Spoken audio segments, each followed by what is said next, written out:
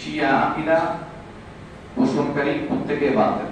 শিয়া আকীদা ধারণকারী ওরা মাওলা আলীর শানে প্রায় কয়েক লক্ষ হাদিস কি করেছে, 52 হাদিস বের করেছে। মাওলা আলীর শানে কোরআনের 114 সূরার বাইরে সূরা দালায়াত নামে সূরা প্রণয়ন করেছেন। আউযুবিল্লাহ। তো এইভাবে আরো অনেক কথা রয়েছে, যেন প্রত্যেকে খেয়াল করবেন। পবিত্র ঈদে গদির রকম নামক কোন অনুষ্ঠান আহলুস সুন্নাহ ওয়াল জামাতের নয়।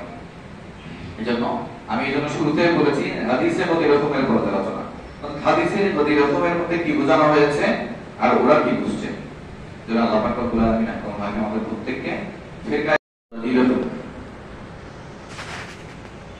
হাদিসে গদির রকম আমি খুব সংক্ষেপে করছি। হযরত বারা ইবনে আযিব রাদিয়াল্লাহু তাআলা আনহু এবং হযরত যায়েদ ইবনে আরকাম রাদিয়াল্লাহু তাআলা আনহু বর্ণনা করেছেন আল্লাহ রাসূলুল্লাহ সাল্লাল্লাহু আলাইহি ওয়াসাল্লাম লাম্মা নাযারা বিগদিরহুম আখাযা বিয়াদি আলী ফাকালা আলাস্তুম তা'লামুনা আন্নী আওলা বিল মুমিনিনা মিন আনফুসিহিম ক্বালু বালা ক্বালা আলাস্তুম তা'লামুনা আন্নী আওলা বিকুল্লি মুমিনিন মিন নাফসি ক্বালু বালা ক্বালা আল্লাহুম্মা মান কুনতু মাওলাহু ফাআলিয়্যুন মাওলাহু আল্লাহুম্মা ওয়ালি মান ওয়ালাহু وعادي من عاداه فلقيه عمر بعد ذلك فقال له هنيئا يا ابن ابي طالب اصبحت وامسيت مولى كل مؤمن ومؤمنه سبحان الله। এই হাদিসে গদির রকম আল্লাহ রাসূল সাল্লাল্লাহু তাআলা আলাইহি ওয়াসাল্লাম বিদায় হজ থেকে আসার সময় একটি জায়গা গদির রকম, গদির শব্দের অর্থ হচ্ছে বড় পুকুর, গদির শব্দের অর্থ হচ্ছে পুকুর আর রুম এটা একটা জায়গার নাম। তো ওই জায়গায় এসে আল্লাহ রাসূল সাল্লাল্লাহু তাআলা আলাইহি ওয়াসাল্লাম যে মাওলা আলী রাদিয়াল্লাহু তাআলা এবং হযরত বুরাইরা রাদিয়াল্লাহু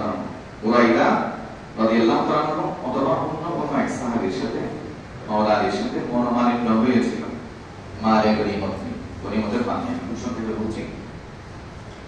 তো এখানে আল্লাহ রাসূল সাল্লাল্লাহু তাআলা আলাইহি ওয়াসাল্লাম মাওলা আলী রাদিয়াল্লাহু তাআলার গুরুত্ব বোঝানোর জন্য যে এখানে হকের উপর ছিল কে, যে সাহাবী মনোমালিন্য হয়েছে ওনার সাথে উনি বাস্তবতা না বুঝে ভুল মন্তব্য করে ফেলেছিলেন মাওলা আলীর শানে।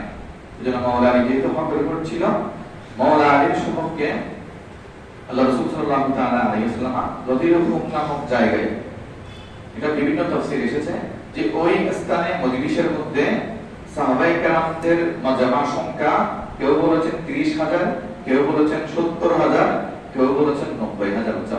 সুবহানাল্লাহ। এজন্য যখন আল্লাহ রাসূল এরকম মাজমার মধ্যে জলসার মধ্যে একটা হাদিস বলে, তখন দেখা যায় যেহেতু এই জায়গায় আমি একটা হাদিস বলেছি সেখানে 90,000 মানুষ, তখন দেখা যাবে সেখান থেকে কমপক্ষে 1,000 মানুষ এই কথা জানে, বলতে পারবে আমি যেভাবে বলেছি সেভাবে। তো এই হাদিস যেহেতু প্রায় অধিক মানুষের সামনে আল্লাহ রাসূল বলেছেন, সেভাবে এই হাদিসটা বিভিন্ন হাদিসের কিতাবের মধ্যে এসেছে, বিভিন্ন সাহাবায়ে কেরাম বর্ণনা করেছেন, হাদিসটা সহিহ। তো এইজন্য আল্লাহ রাসূল সাল্লাল্লাহু তাআলা আলাইহি ওয়াসাল্লাম এখানে মাওলা আলীর হাত ধরে ঘোষণা দিয়েছেন মান কুনতু মাওলাহু ফাআলিয়্যু মাওলাহু, যে আমি যার মাওলা আলীও তার মাওলা। তো এখানে আহলুস সুন্নাহ ওয়াল জামাতের আকীদা হচ্ছে এই মাওলা শব্দের অর্থ দুইটা। মুহাদ্দিসিনে কেরাম আহলুস সুন্নাহ ওয়াল জামাতের সঠিক আকীদা যে মাওলা শব্দের অর্থ হচ্ছে মদদগার, সাহায্যকারী, অথবা মাওলা শব্দের অর্থ হচ্ছে বন্ধু, প্রিয় অথবা ভালোবাসার মানুষ। অর্থাৎ আমি যার কাছে প্রিয়, আমার মাওলা আলীও তার কাছে প্রিয়। এভাবে হাদিস যখন গবেষণা করা হয়, আল্লাহ রাসূল সাল্লাল্লাহু তাআলা আলাইহি ওয়াসাল্লাম মাওলা আলীর শানে আরো অনেক ফজিলতপূর্ণ কথা বলেছেন, বিভিন্ন সাহাবায়ে কেরামের শানও বলেছেন। সিদ্দিক আকবরের শানে বলেছেন যে তুমি জাহান্নাম থেকে মুক্ত, এবং আমার পরে কেউ যদি নবী হয় সে সিদ্দিক আকবর, আমার পরে কেউ যদি নবী হয় সে ফারুক আযম ওমর রাদিয়াল্লাহু তাআলা। এইভাবে মাওলা আলীর শানে আনা মদিনাতুল ইলমি ওয়া আলিয়ুম বাবুহা, এভাবে মাওলা আলীর শানে অনেক জায়গায় অনেক ফজিলতপূর্ণ কথা বলেছেন। কিন্তু হঠাৎ করে এই গদির রকম মাওলা আলীর শানে শিয়ারা কেন ঈদে গদির রকম পালন করে? সেজন্য আমাদের আহলুস সুন্নাহ ওয়াল জামাতের আকীদা হচ্ছে হাদিসে গদির রকম এটা সঠিক, এটা অমান্য করলে হাদিস অমান্য করা হবে। কিন্তু পবিত্র ঈদে গদির রকম যে ব্যানারে করা হচ্ছে, যে নাম আপনারা দেখছেন, এটা আহলুস সুন্নাহ ওয়াল জামাতের আকীদা নয়, এটা মূলত শিয়াদের আকীদা। কাদের আকীদা? শিয়াদের আকীদা।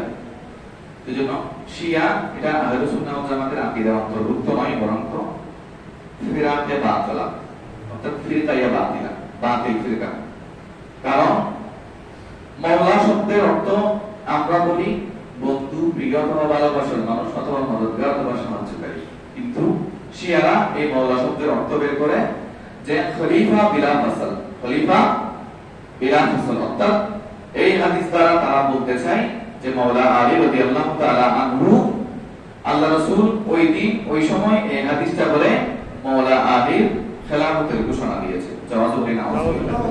আমরা বলি মূলত আল্লাহ রাসূল সাল্লাল্লাহু আলাইহি ওয়াসাল্লাম ওই দিন মাওলা বলে বেলায়েতের ঘোষণা দিয়েছেন। যেন আমরা সবাই আহলে সুন্নাহ ওয়াল জামাতের আকীদায় আমরা মাওলা আলীকে মাওলা হিসেবে মানি, বেলায়েতের সম্রাট হিসেবে মানি, কিন্তু উনি প্রথম খলিফা নয়। উনি বেলা ফসল মানে হচ্ছে আল্লাহ রাসূলের পরে কোনো পার্থক্য নাই, ফসল নাই। আল্লাহ রাসূলের পরে সরাসরি মাওলা আলীকেই খলিফা হিসেবে ঘোষণা দিয়েছেন। এটা কারা বলে? শিয়ারা বলে।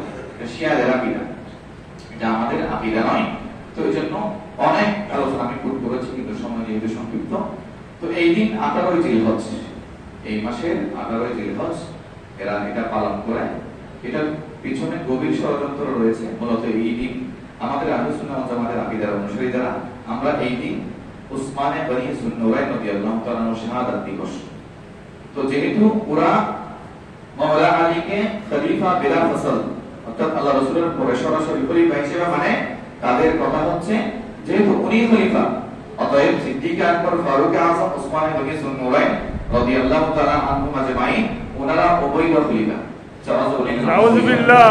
তো যেহেতু অবৈধ খলিফা মাওলা আলী থেকে অবৈধভাবে নিয়ে নিয়েছেন, তো ওনার হত্যাকাণ্ড হিসেবে ওই দিন ওরা ঈদে গদির হুকুম বলে মূলত উসমানে বনি যুন্নুরাইন রাদিয়াল্লাহু তাআলার হত্যাকাণ্ডের উল্লাস করে।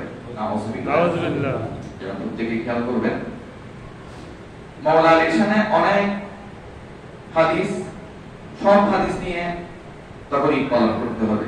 সাহাবায়ে কেরামের শানে হযরত যায়েদ ইবনে হারেসা রাদিয়াল্লাহু তাআলা শানে আল্লাহ রাসূল সাল্লাল্লাহু তাআলা আলাইহি ওয়াসাল্লাম মাওলা বলেছেন। কোরআন মাজিদে আমরা দেখি আল্লাহর শানে আনতা মাওলানা, তা আল্লাহ কি খলিফা? নাউযুবিল্লাহ। আল্লাহ কখনো খলিফা হতে পারে? আল্লাহ খলিফা হবে। তো এইজন্য মাওলা শব্দের অর্থ এখানে খলিফা কখনোই না। এজন্য এগুলোর বিস্তারিত আলোচনা রয়েছে, কিন্তু আমাদের সংক্ষিপ্তভাবে যেটা জানতে হবে সেটা হচ্ছে হাদিসে গদির হুকুম, এটার বাস্তবতা আছে, এটা সহিহ হাদিস। আমরা হাদিসে গদির হুকুম মানি, কিন্তু ঈদে গদির হুকুম আমরা মানি না। এটা আহলুস সুন্নাহ ওয়াল জামাতের আকীদা নয়। তো এইজন্য এরা শুধু মাওলা আলীর কথা কেন বলে?